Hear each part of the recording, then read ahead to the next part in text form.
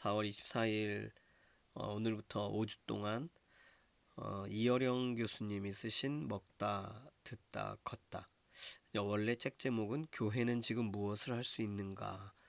이제 이런 책을 가지고서 나눔을 가지고자 합니다. 오늘은 책에 대한 소개만 간단하게 하겠습니다.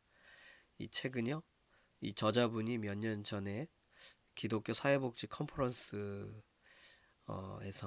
한국교회 대사회적 섬김에 대한 평가와 한국교회의 미래를 위한 통찰이라는 주제를 가지고 강연을 하시다가 먹는다, 듣는다, 걷는다라는 이 세 가지 동사로 진정한 의미의 교회가 해야 할 복지란 무엇인가 이런 걸 가지고 강의를 하셨습니다.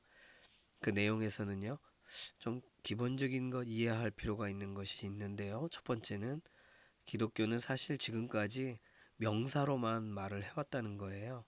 예를 들어서 영생, 빛, 소금 이런 좀 명사적인 단어들, 상징적인 키워드를 제시하는 데 중시했는데 사실 예수님은 성육신하셨다는 건 우리에게 들어오셨다는 얘기잖아요. 인간 역사의 일부가 되셨고 또 그분의 생애 자체가 사실 조용히 사시다 가신 게 아니라 대단히 역동적인 사건으로 그분의 생애가 이루어져 있습니다. 그래서 예수님의 생애라고 한다면 그건 동사형이라는 거예요. 명사형이 아니라. 그래서 예수님에 대해서 그분의 존재와 가르침을 더 이상 명사로 규정하면 안 된다. 오히려 초월자이신 하나님이 인간과 같아지시기 위해서 먹고 듣고 걷는 행위로 뛰어드셨으니까 우리들은 더 이상 뭔가 이렇게 딱 이미 정리된 것처럼 명사형 단어로 또다시 추상화해서 설명하지 말고 실제로 동적인 방식으로 설명해야 된다. 이것이 이어령 교수님이 설명한 중요한 내용입니다. 책에서 서론에서 설명하신 내용은 뭐냐면요. 책 전체를 볼 수 있는 내용이 있는데 먹다, 듣다, 걷다의 내용을 이렇게 정리해요. 먹는다는 것은 성경의 주요한 소재인데 왜냐하면 선악을 알게 하는 나무의 실과도 먹고 또 예수님도 최후의 만찬 가운데서 또 예수님이 실제적으로 주의 만찬에 빵이 되시고 또 포도주가 되세요. 그러니까 먹는다는 것은 하나 된다는 것을 말하는 것인데 이 주의 만찬, 성만찬이라고도 부르는 이거 자체가 당시에 로마 사람들, 로마 당국은 이해를 못했다는 거예요. 예수님의 살과 피를 먹는다. 그래서 식인적 풍습이 있는 거 아니냐 이렇게 생각했다는 거죠.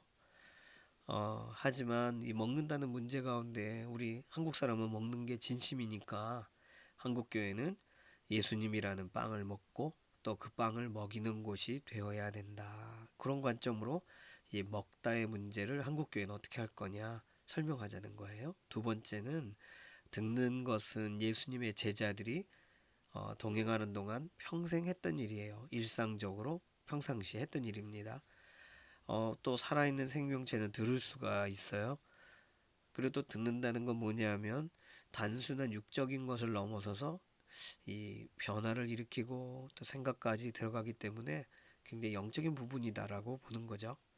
예수님도 귀 있는 자는 들으라고 하셨기 때문에 한국 교회는 듣는 부분을 회복해야 되는 것이 아니냐.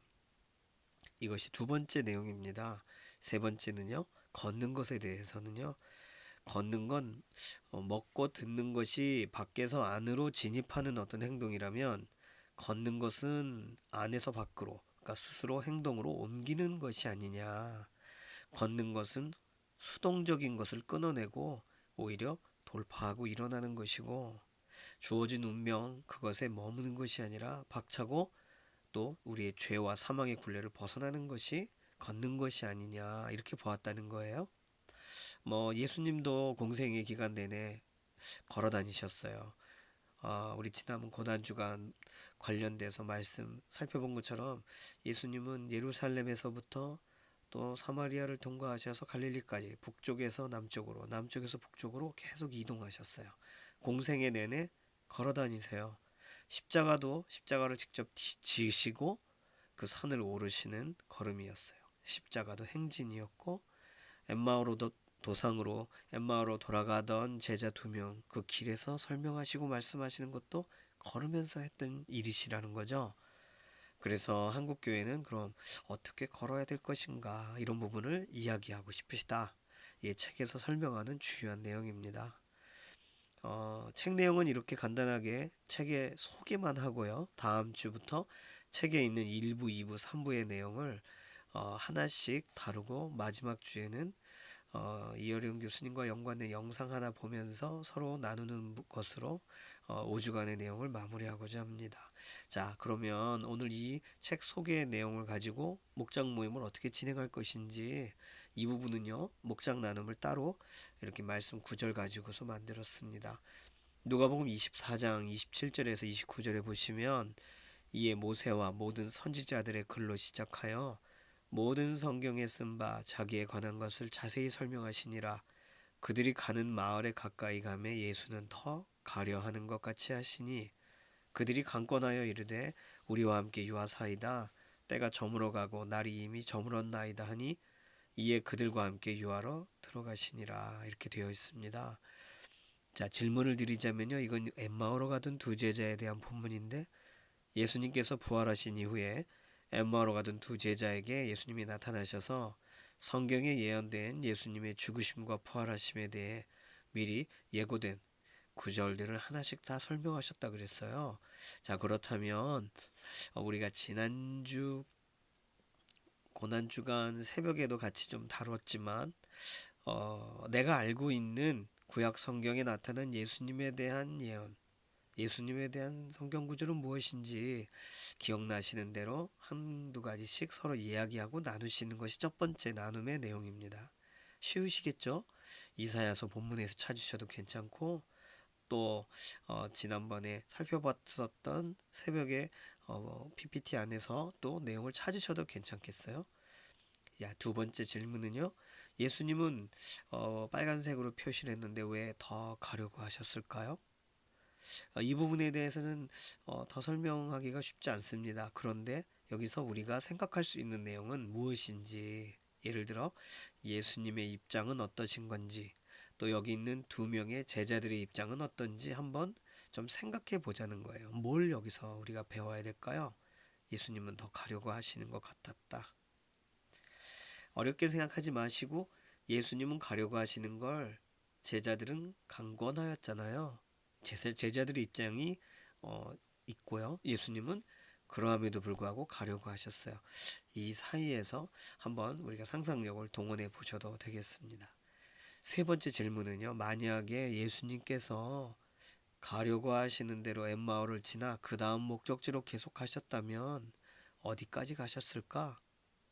지도가 있으시다면 지도에서 찾아보셔도 좋겠지만 우리는 그거보다는요. 예수님은 그 다음 어디를 가고 싶어 하셨을까? 엠마오로 가던 두 제자와 같은 또 다른 흩어진 사람들을 찾으러 가셨을 수도 있겠죠. 좀 더 확장해서 그러면 지금도 예수님께서 부활 이후 계속 걷고 계시다면 지금은 어디로 걸음을 향하고 계실까?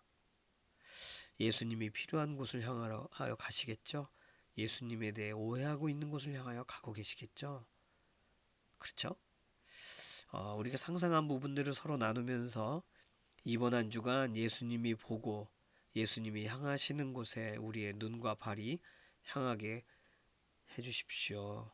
우리 이렇게 서로를 맡기는 기도로 목장 모임을 마무리하시면 좋겠습니다.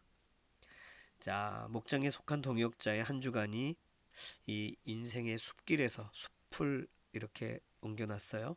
밝은 빛이 비추는 곳을 향해 걸어가야 되잖아요. 인생의 숲길에서 예수님을 잃지 않는 걸음 되도록 목장 식구들을 축복하는 기도로 마치시면 되겠습니다. 자, 오늘은 이렇게 책 소개하면서 간단한 목장 가이드를 드렸습니다. 이번 목장 나눔은요 5주간의 단기 과정으로 진행되고 책 자체가 워낙에 얇습니다. 그래서 별도로 책을 구입하셔서 공부하시라 이렇게 권장하지는 않아요. 그냥 매주 책 내용을 간단하게 PPT로 정리해서 드릴 거예요. 내용도 아주 쉬워요.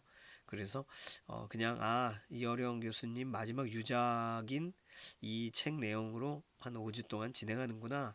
좀 이렇게 편안하게 목장 모임을 진행하실 수 있게 이렇게 5주간 잡혀 있다는 거 이해하시면 되겠고요. 다음 주일 5월 1일 날 일부 먹다라는 부분을 가지고 좀 나누도록 하겠습니다.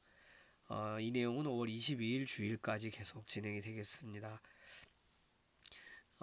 잠깐 기도할게요. 살아계신 하나님 감사합니다. 우리 연약함을 돌아보시고 우리 부족할 때 새 힘을 주시는 하나님, 예수님께서 이 땅을 살아가실 때 각자 바쁘게 각자의 삶을 살아가고 누구는 지치고 누구는 피곤하고 누구는 아프고 누구는 힘들었는데 예수님은 정말 이스라엘 전역을 다니시면서 각 사람을 만나시고 돌이키신 것을 참으로 감사드립니다. 오늘도 우리의 삶에 가장 가까이 와 계셔서 성령님을 통하여 역사하시는 줄로 믿습니다. 이 기간 동안에 예수님께서 우리와 함께 먹으시고 또 우리에게 말씀하시고 우리 이야기를 들으시고 우리와 함께 걸으신 것을 기억하면서 이 책의 내용을 가지고서 또 우리가 묵상과 묵상의 징검다리를 이어갈 수 있도록 우리의 목장에 은혜를 더하여 주시옵소서. 감사드리며 살아계신 예수님의 이름으로 기도드립니다. 아멘. 네, 감사합니다.